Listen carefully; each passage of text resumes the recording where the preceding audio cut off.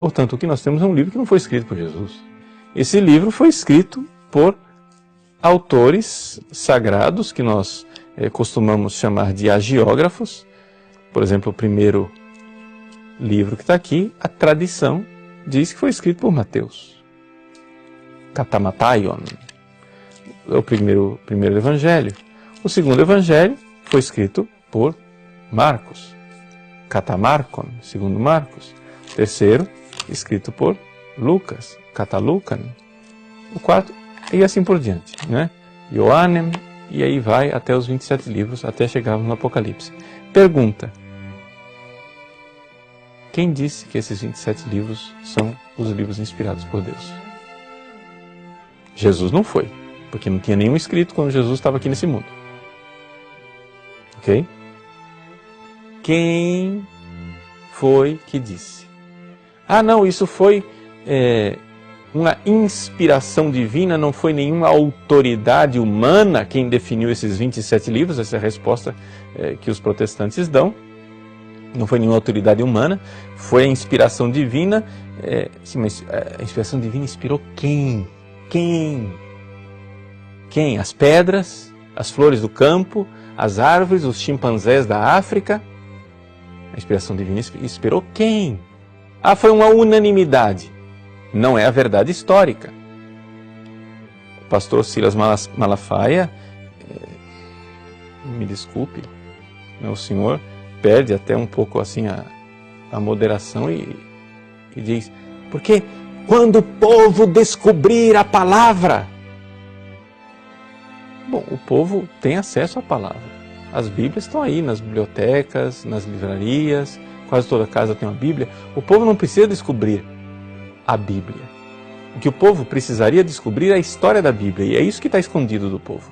O que o povo precisa descobrir é que a Bíblia não caiu do céu de paraquedas. Como foi que apareceram esses 27 livros? Quem fez essa lista? Foi uma batalha das mais encaniçadas durante séculos. Nos primeiros séculos da igreja, havia os gnósticos, que queriam introduzir muito mais do que esses 27 livros. Queriam colocar, por exemplo, qual é o grande trunfo do Dan Brown no seu Código da Vinci? É que ele está escandalizando as pessoas, porque, imagina, havia outros evangelhos. Havia o evangelho de Maria Madalena, e a Igreja Católica jogou fora. Vejam, sim, e daí? Nós católicos sabemos disso há 2000 anos. É evidente que havia muito mais evangelhos do que esses 4 que estão aqui. Havia o evangelho de Maria Madalena, o evangelho de Tiago, os evangelhos da infância, havia o evangelho carpocraciano de São Marcos, havia tantos outros evangelhos.